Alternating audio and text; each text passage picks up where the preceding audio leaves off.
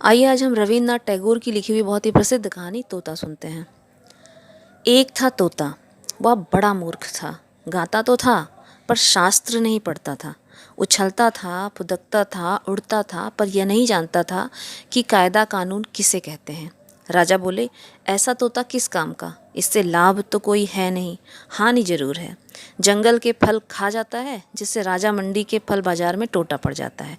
मंत्री को बुलाकर कहा, इस तोते को शिक्षा दो। पार्ट 2। तोते को शिक्षा देने का काम राजा के भांजे को मिला। पंडितों की बैठक हुई। विषय था, उक्त जीव की अविद्या का कारण क्या है। बड़ा गहरा विचार हुआ। सिद्धांत ठहरा कि तोता अपना घोंसला साधारण खरपात से बनाता है, ऐसे आवास में विद्या नहीं आती। इसलिए सबसे पहले तो यह आवश्यक है कि इसके लिए कोई बढ़िया सा पिंजड़ा बना दिया जाए। राज पंडितों को दक्षिणा मिली और वे प्रसन्न होकर अपने अपने घर चले गए।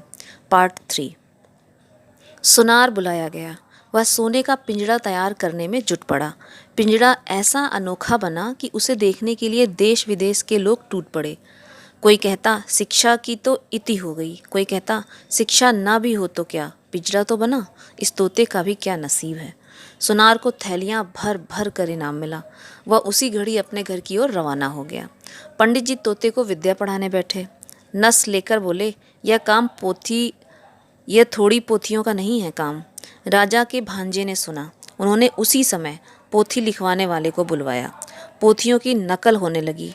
नकलों के और नकलों के पहाड़ लग गए। जिसने भी देखा उसने यही कहा कि शाबाश, इतनी विद्या के धरने को जगह भी नहीं रहेगी।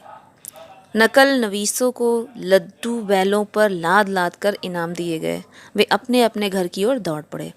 उनकी दुनिया में तंगी का नामो निशान बाकी न रहा। दामी पिंजड़े की देख रेख में राजा के भांजे बहुत व्यस्त रहने लगे। इतने व्यस्त कि व्यस्तता की कोई सीमा ना रही। मरम्मत के काम में भी लगे ही रहते। फिर झाड़ू पोछा और पालिश की धूम धूम भी मची ही रहती। जो ही देखता यही कहता, उन्नति हो रही है। इन कामों पर अनेक अनेक लोग लगाए गए और उनके कामों की देखरेख करने पर और भी अनेक अनेक लोग लगे। सब महीने महीने मोटे मोटे वेतन ले लेकर बड़े बड़े संदूक भरने लगे। वे और उनके चचेरे ममेरे मौसेरे भाई बंद बड़े प्रसन्न हुए और बड़े बड़े कोठों बाला खानों में मोटे मोटे गद्दे बिछाकर बैठ गए। पार्ट 4। संसार में और अभाव तो अनेक हैं, पर निंदकों की कोई कमी नहीं है। एक ढूंढो हजार मिलते हैं। वे बोले, पिंजड़े की तो उन्नति हो रही है, पर तोते की खोज खबर लेने वाला कोई नहीं है। बात राजा के कानों में पड़ी। उन्होंने भांजे को बुलाया और कहा, क्यों भांजे साहब, यह कैसी बात सुनाई पड़ रही है। भांजे ने कहा, महाराज, अगर सच सच बात सुनना चाहते हो तो सुनारों को बुलाइए, पंडितों को बुलाइए, नकल नवीसों को बुलाइए, मरम्मत करने वाले को और मरम्मत की देखभाल करने वालों को भी बुलाइए। निंदकों को हलवे माड़े में हिस्सा नहीं मिलता, इसीलिए वे ऐसी ओछी बातें करते हैं। जवाब सुनकर राजा ने पूरे मामले को भली भांति और साफ तौर से समझ लिया। भांजे के गले में तत्काल सोने के हार पहनाए गए। पार्ट 5। राजा का मन हुआ कि एक बार चलकर अपनी आंखों से यह देखें कि शिक्षा कैसे धूम धड़ाके से और कैसी बगडुट तेजी के साथ चल रही है। सो एक दिन वह अपने मुसाहबों मुहलगों मित्रों और मंत्रियों के साथ आप ही शिक्षाशाला में आधम के। उनके पहुंचते ही ड्योढ़ी के पास शंख, घड़ियाल, ढोल, तौसे, घुर्दक, नगाड़े, तुरहियां, भेरियां, दमामे, कांसे, बांसुरियां, झाल, करताल, मृदंग, जगझम आदि आप ही आप बज उठे। पंडित गले फाड़ फाड़ कर और बूटियां फड़का फड़कार कर मंत्र पाठ पढ़ने लगे। मिस्त्री, मजदूर, सुनार, नकलवीस, देखभाल करने वाले और उन सभी के ममेरे, फुफेरे, चचेरे, मौसेरे भाई जय जयकार करने लगे। भांजा बोला, महाराज देख रहे हैं ना। महाराज ने कहा, आश्चर्य आश्चर्य, शब्द तो कोई कम ही नहीं रहा। भांजा बोला, शब्द ही क्यों, इसके पीछे अर्थ भी कोई कम नहीं। राजा प्रसन्न होकर लौट पड़े। ड्योढ़ी को पार करके हाथी पर सवार होने ही वाले थे कि पास में झुरमुट से छिपा बैठा निंदक फिर बोल उठा, महाराज, आपने तोते को देखा भी है। राजा चौंक उठे। बोले, अरे हाँ, यह तो मैं बिल्कुल भूल ही गया था। तोते को तो देखा ही नहीं। लौटकर पंडित जी से बोले, मुझे यह देखना है कि तोते को तुम पढ़ाते किस ढंग से हो। पढ़ाने का ढंग उन्हें दिखाया गया। देखकर उनकी खुशी का ठिकाना ना रहा। पढ़ाने का ढंग तोते की तुलना में इतना बड़ा था कि तोता दिखाई ही नहीं पड़ता था। राजा ने सोचा, अब तोते को देखने की ज़रूरत ही क्या है, उसे देखे बिना भी काम चल सकता है। राजा ने इतना तो अच्छी तरह समझ लिया कि बंदोबस्त में कहीं कोई भूल चूक नहीं है। पिंजड़े में दाना पानी तो था नहीं, थी सिर्फ शिक्षा, यानी ढेर की ढेर, पोथियों के ढेर पन्ने फाड़ फाड़ कर कलम की नोक से तोते के मुंह में घुसेड़े जाते थे। गाना तो बंद हो ही गया था, चीखने चिल्लाने के लिए भी कोई गुंजाइश नहीं छोड़ी गई थी। तोते का मुंह ठसाठस भरकर बिल्कुल बंद हो गया था। देखने वाले के रोंगटे खड़े हो जाते। अब दोबारा जब राजा हाथी पर चढ़ने लगे तो उन्होंने कान उमेठू सरदार को ताकीद कर दी कि निंदक के कान अच्छी तरह उमेट देना। पार्ट 6। तोता दिन भर भद्र रीति के अनुसार अधमरा होता गया।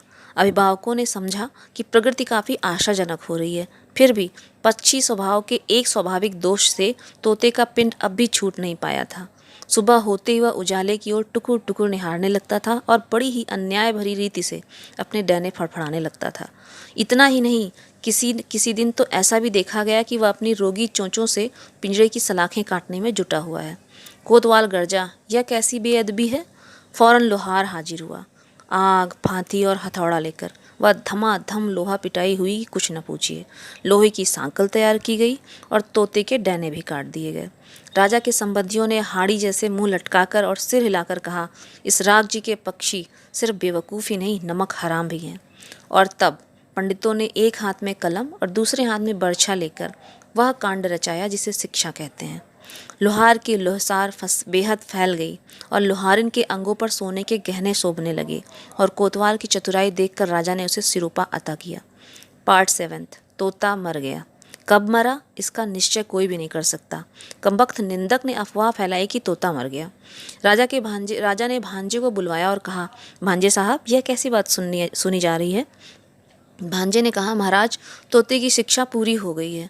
राजा ने पूछा, अब भी वह उछलता फुदकता है। भांजा बोला, अजी राम कहिए। पार्ट 8। अब भी उड़ता है? ना, कतई नहीं। अब भी गाता है? नहीं तो।